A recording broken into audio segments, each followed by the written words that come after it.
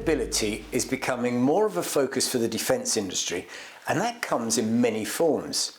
And when we think about military equipment, how much better would it be if we could extend the life cycle of a product? Well, in South Africa, they're proving that former US military aircraft can have an extended life there as a force for good. Right now, the picturesque Table Mountain is surrounded by bushfires. These are a growing problem for the country and indeed a large part of southern Africa. The wildfires have already spread through the Western Cape and more than 33,000 acres of winelands were ablaze, threatening agricultural businesses and residential homes. But one South African aviation company is responding to the fight with a firefighting tool that is already literally battle-proven. It was built, for the US military. It's built, for the purpose to be a strong, durable machine. And as the Sikorsky say, it works well, lasts a long time. We've had no snags with the aircraft. We've operated now for 3 years. And it's been a wonderful experience, to fly this helicopter and see what it can actually do, especially with the firefighting.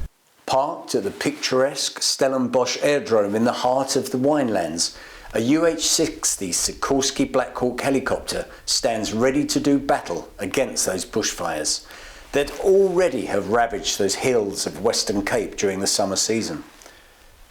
Stripped of its military identity and registered in South Africa as a restricted utility helicopter, the Black Hawk adds to the fleet of Bell 205 helicopters operated by Leading Edge Aviation, a family-owned company operating across the low veldt of South Africa.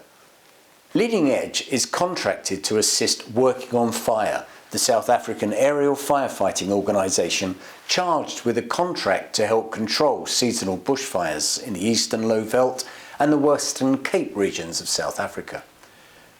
Following the introduction of the Black Hawk into the fold of helicopters operated by both Working on Fire and Leading Edge, a larger and more modern dimension of equipment has been added to boost the efficiency of aerial firefighting methods. Built in 1981, this particular aircraft had remarkably low operational hours when in 2016 it was auctioned and sold to Leading Edge Aviation as US military surplus. Basically, we started off with the Hueys, and then in 2016 we heard that they were going to be auctioning off Black Hawks, and the company that we dealt with when we bought the first two Hueys suggested that we should look at going into the Black Hawk market, again surplus ex-military aircraft that were going to be auctioned, because they felt that it would be a safer option than operating with the Hueys. And that's kind of what started the ball rolling, is to look at a safer and more efficient means of doing firefighting. Given the parameters that we work in and around fires, mountains, high winds, the safety factor comes in the form of mostly three things. You have two engines operating on the Hawk that can operate on one engine, and you've got a four-bladed main rotor and tail rotor system.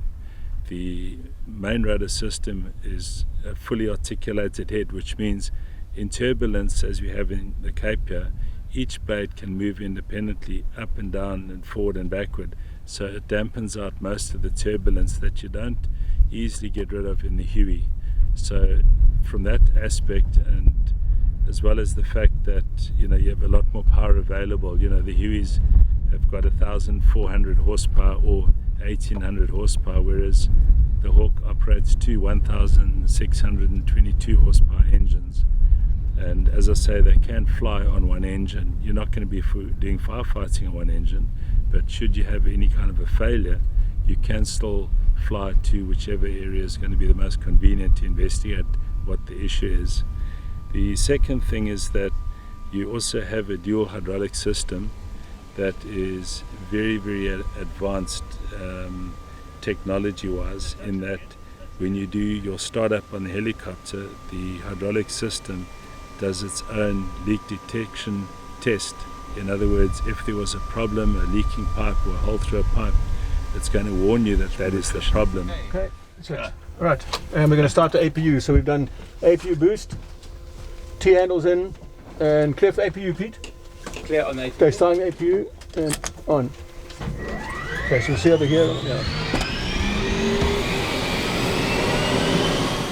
The efficiency of helicopters at controlling bushfires is a function of rapidly deploying water onto a fire.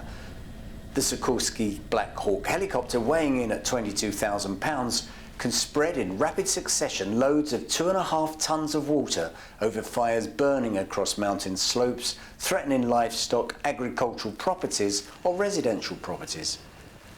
Being considerably larger than a single-engine Bell 205 Huey helicopter, the Black Hawk, however, comes with a substantial cost to operate, albeit under varied circumstances it has effective benefits. If you work out that you pay exactly twice what you would pay for a Huey, but you're getting 3 times the amount of water, is basically the model that we work on. So, for example, we can drop up to 3.8 tons of water, but we find that you're close to the all-up capability of the helicopter, which means you operate a little slower. And worldwide, most Black Hawk operators are now operating with a 2,500 litre bucket, essentially 2.5 tons of water, which means that you're never pulling maximum power, and you can deliver a lot more water sooner because your rate of climb, the time coming out of the dam, can be as little as 20 seconds from overhead the dam to lifting again. And then we can establish a good rate of climb between 1,500 and 2,500 foot a minute. Well, that certainly demonstrates how retired military equipment really can get a second life, helping society, the environment and the reputation of our industry. Well, for more on defence sustainability, go to our website wearefin.com and subscribe.